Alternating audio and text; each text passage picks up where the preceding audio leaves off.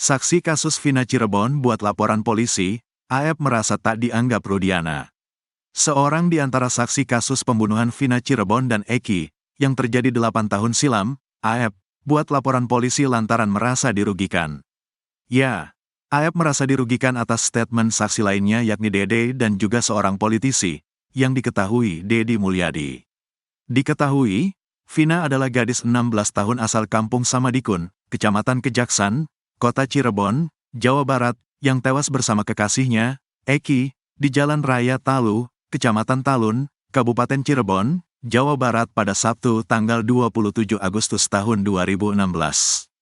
Keduanya disebut menjadi korban penganiayaan geng motor. Dalam perbincangan bersama Dedi Mulyadi, Dede mengaku, jika ia membuat kesaksian palsu di persidangan 8 tahun lalu. Namun, kesaksian palsu yang disampaikannya itu atas arahan AF dan juga Ibtu Rudiana.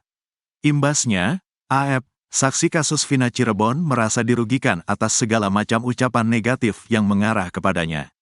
Meski lama tak terlihat, AF rupanya merasa risih karena namanya selalu disebut sebagai biang kerok kasus tewasnya Vina dan Eki pada tahun 2016 silam. AF masih berdalih jika dirinya tidak berbohong atas semua pernyataan yang dia keluarkan. Sayangnya, publik masih menganggap dirinya adalah pembohong. Hal itu disampaikan oleh Pitra Romadoni Nasution yang ditunjuk sebagai pengacara. Pitra mengatakan AF melaporkan Dede dan seorang politikus ke Polda Metro Jaya dengan laporan polisi nomor LPB 4352 VISPKT Polda Metro Jaya.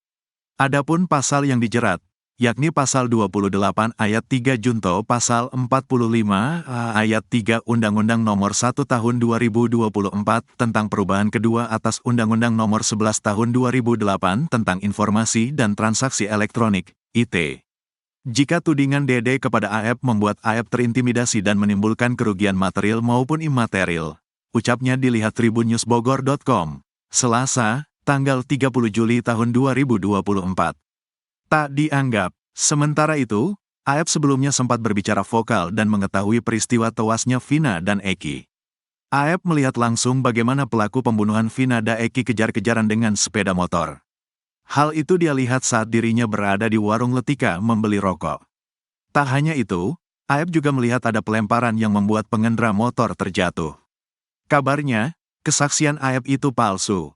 AF disuruh berbohong oleh Ibtu Rudiana. Usai memberi kesaksian tersebut, AF justru dilupakan.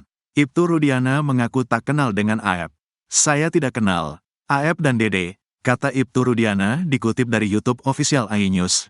Senin, tanggal 29 Juli tahun 2024. Memang dirinya bertemu dengan AF dan Dede, tapi hanya saat peristiwa itu terjadi 8 tahun silam.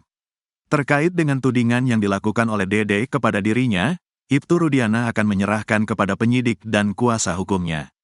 Selain tuduhan soal skenario yang diarahkan oleh Dede pada dirinya, Ibtu Rudiana pun dikatakan telah melakukan penganiayaan kepada para terpidana. Ibtu Rudiana langsung membantah hal tersebut, karena dirinya tidak mengetahui dan menyerahkan kepada penyidik. Saya katakan satu saja, tidak benar apa dan bagaimana penyidik lebih tahu yang benar, sambungnya. Rudiana mengakui terganggu dengan pemberitaan yang menyudutkan dirinya saat ini. Apalagi, kata Rudiana, dirinya telah berduka kehilangan Eki pada 8 tahun silam. Sekian lama dibesarkan meninggal dengan tragis, berita-berita menyudutkan kami lebih sakit buat kami, katanya. Menurut Rudiana, kabar yang paling mengganggu dirinya yakni isu dirinya merupakan bagian pembuat skenario dalam kasus Vina Cirebon sehingga para kuli bangunan dijebloskan dalam penjara. Saya digiring bagian pembuat skenario, saya harus berjuang mencari keadilan, katanya.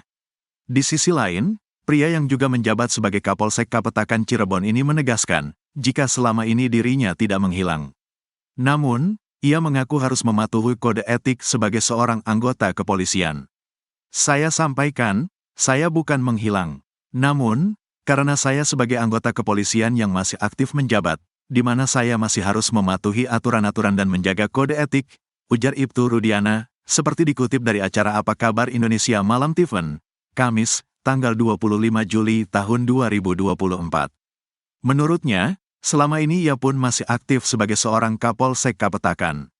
Saya aktif bekerja seperti biasa untuk pelayanan masyarakat jadi Kapolsek Kapetakan, Tentunya punya tugas yang memang diemban sama saya untuk melindungi dan melayani masyarakat, kata Ibtu Rudiana lanjut menjelaskan.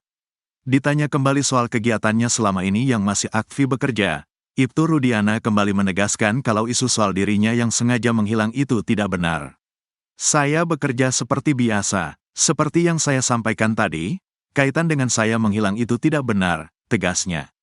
Sakit hati dituding Eki bukan anak kandung Ibtu Rudiana yang kini sudah muncul di hadapan publik, melakukan sejumlah bantahan yang selama ini dianggap menyudutkan keluarganya. Bahkan, Ibtu Rudiana mengaku sakit hati lantaran ada yang menuding jika almarhum Eki bukan anak kandungnya. Ia pun bercerita kenangan 8 tahun silam saat pertama kali melihat kondisi putranya yang sudah terbaring tak bernyawa di dalam kamar jenazah. Saat itu, Ibtu Rudiana mengaku tak sendirian.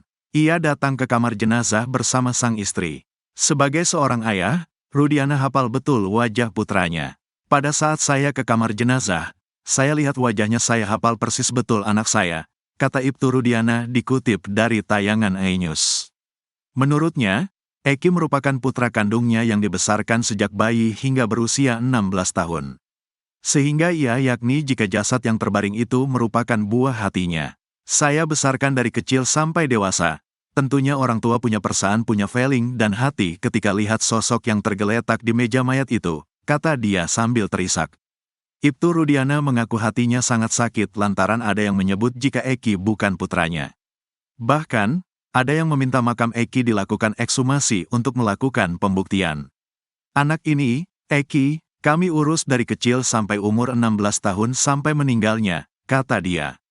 Sebagai seorang ayah, ia mengaku sangat terpukul atas meninggalnya Eki. Terkait perkara hukum, Ibtu Rudiana sudah menyerahkan kasus kematian putranya kepada penyidik. Ibtu Rudiana diisukan dilindungi orang penting. Elza Syarif buka suara. Elza Syarif, kuasa hukum Ibtu Rudiana, bicara soal isu orang besar di belakang Ibtu Rudiana sehingga bisa memintanya untuk menjadi kuasa hukum. Elza Syarif juga menjelaskan awal mula dia bersama Pitra dihubungi langsung untuk menjadi kuasa hukum Ibtu Rudiana. Ia menegaskan pihaknya tidak menawarkan diri untuk menjadi kuasa hukum Ibtu Rudiana. Ibtu Rudiana menghubungi saya dengan sekjen saya Pitra, dan saya tidak boleh menawarkan diri untuk membantu. Tapi kita diminta, pertama dengan Pak Pasren dan Kahfi, sekarang Ibtu Rudiana, kata Elza Syarif lewat YouTube Tiffany News, Sabtu, tanggal 27 Juli tahun 2024. Sementara soal dugaan orang besar di belakang Ibtu Rudiana sehingga bisa menggandeng dirinya menjadi kuasa hukum, Elza menyebut dirinya tak memandang materi. Menurutnya, ia bertekad ingin membantu Ibtu Rudiana karena sudah meneliti kasus Vina. Kasus-kasus di kantor saya yang berduit sama yang tidak berduit, lebih banyak yang tidak berduit. Kita pro bono, sukarela, kemana-mana biaya AMI sendiri kok, terangnya. Elza meyakini kasus Vina ini pembunuhan bukan kecelakaan. Karena itu kita semua bertekad karena saya sudah meneliti dengan baik putusan-putusan itu.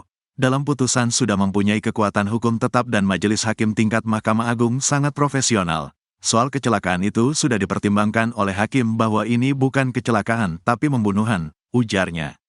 Dari dokter forensik, hasil visum tapi dari va asteris mengalir darah, serem dan saya pikir ini harus dibantu, terangnya. Salah satu pemandi jenazah Vina bilang ini pasti pembunuhan. Selain ada sayatan dari benda tajam, dia memberiskan va asteris naga, mungkin lendirnya banyak yang mungkin gak tahu itu pemerkos asterisan, imbuhnya. Kendati begitu, alasan Elza membantu Ibtu Rudiana ingin mencari kebenaran dan keadilan. Kita mencari kebenaran dan keadilan, dan ini tidak imbang dengan berita yang diputar balikan fakta sehingga kita harus membuat perimbangan dan mencari kebenaran. Apalagi ini sudah mempunyai kekuatan tetap, tandasnya. Sebagaimana diketahui, ayah Eki, Ibtu Rudiana menangkap 7 terpidana kasus Vina. Mereka yang ditangkap Ibtu Rudiana adalah Eka Sandi, Eko Ramadhani, Saka Tatal, Sudirman, Supriyanto, Hadi Saputra dan Jaya. 6 diantaranya kini telah divonis penjara seumur hidup atas kasus Vina Cirebon. Ke-6-nya divonis seumur hidup berdasarkan kesaksian Aep dan Dede. Susno Duaji semprot ex-jenderal yang larang koar-koar kasus Vina di medsos. Mantan Kabareskrim Kombes Pol, Purn Susno Duaji menyindir balik purnawirawan polisi yang mengejek dirinya tak cinta polisi. Bahkan menurut Susno Duaji, sosok jenderal pensiunan polisi itu melarang publik untuk berpendapat soal kasus Vina Cirebon. Sosok jenderal itu, kata Susno Duaji, memiliki pangkat terakhir Brigjen atau Irjen. Pangkat itu tentunya masih di bawah Susno Duaji yang sudah memiliki bintang 3, yakni Komjen. Diungkap Susno Duaji, sosok purnawirawan itu mengejek Susno Duaji karena banyak berkomentar soal kasus Vina di sosial media. Menurut dia, sosok jenderal itu pernyataannya lebih banyak yang menghujat. Di podcast isinya lebih banyak yang menghujat si purnawirawan, entah Brigjen atau Irjen gak tahu saya, kata Susno Duaji dikutip dari Kompas TV, Senin, tanggal 29 Juli tahun 2024. Susno Duaji pun mengaku ogah menanggapi pensiunan jenderal tersebut. Yang jelas ini dia baru mau belajar ngomong di depan publik, rugi kalau saya tanggapi, bukan kelasnya lah, kata Susno sambil tertawa. Bahkan Susno Duaji mengatakan kalau dirinya dituding mencari panggung di kasus Vina Cirebon. Wong panggung udah banyak sekali kok, katanya sambil tertawa. Susno Duaji juga membantah kalau dirinya mengkritik Polri karena tidak cinta. Jadi dia salah pilih lawan, apalagi mengatakan saya tidak cinta Polri, jelasnya lagi. Sebab dikatakan Susno, mencintai Polri itu bukan dengan cara membenarkan kesalahan. Cinta Polri itu bukan dengan cara kesalahan Polri terus dibenarkan, kemudian dengan mengatakan jangan masyarakat mengomentari macam-macam, tuturnya. Menurut Susno Duaji, purnawirawan yang mengatakan hal itu merupakan polisi Orde Lama yang belum berubah. Baru bangun tidur ini orang. Tidak tahu reformasi, tidak tahu demokrasi. Kapolri aja memerintahkan silakan dikritisi. Itu sahabat Polri, kata Susno lagi. Susno Duaji juga menceritakan alasan kenapa dirinya melakukan sayembara soal kasus Vina. Ia menjanjikan uang 10 juta rupiah bagi siapa saja yang bisa membuktikan Vina dan Eki dibunuh. Kenapa sayembara? Kan ini tidak terbukti-terbukti. Siapa tahu ada yang masih menyimpan alat bukti. Siapa tahu benar pembunuhan ini. Kita sayembarakanlah. Semua boleh berpartisipasi, kata dia. Bahkan Susno Duaji pun menantang purnawirawan tersebut untuk ikut sayembara. Apalagi menurutnya, jenderal itu juga meminta agar tidak koar-koar di medsos. Katanya si purnawirawan tadi, jangan heboh di medsos, silakan cari alat buktinya, tunjukkan ini adalah pembunuhan. Dia boleh ikut kok, siapa tahu gaji pensiunnya kurang, kata Susno lagi sambil tertawa. Berdasarkan penelusuran tribunnews.bogor.com, ada beberapa jenderal yang sempat meminta publik tidak asal beropini. Salah satunya adalah Ketua Harian Kompolnas Irjen Pol, Purn. Benny Mamoto. Ia sempat meminta publik untuk berhati-hati dalam berkomentar soal kasus Vina Cirebon. Bahkan menurut dia, publik sebaiknya tidak bicara di media sosial melainkan langsung ke polisi. Sebaiknya disampaikan ke pihak kepolisian, untuk bisa kemudian nanti jadi bahan, kata dia. Sebab menurut Benny Mamoto, diskusi di media sosial tidak akan menyelesaikan masalah. Lebih baik ketika memperoleh saksi atau bukti disampaikan ke pihak kepolisian, kalau tidak kan hanya debat di dunia maya. Kalau di polisis akan ada tindak lanjut secara cepat, tandasnya. Susno Duaji, sekak, Ibtu Rudiana, usai tolak hadiri sidang PK. Ibtu Rudiana menolak untuk hadir dalam sidang peninjauan kembali, PK, kasus Vina Cirebon yang melibatkan pemohon eks terpidana Saka Tatal. Hal ini secara jelas disampaikan oleh kuasa hukum Ibtu Rudiana, Pitra Romadoni. Dia menekankan bahwa pihaknya tidak akan menghadirkan kliennya yang merupakan ayah almarhum Eki itu di sidang PK. Pitra menjelaskan bahwa Ibtu Rudiana tak perlu hadir di sidang tersebut karena tidak ada bukti baru atau novum.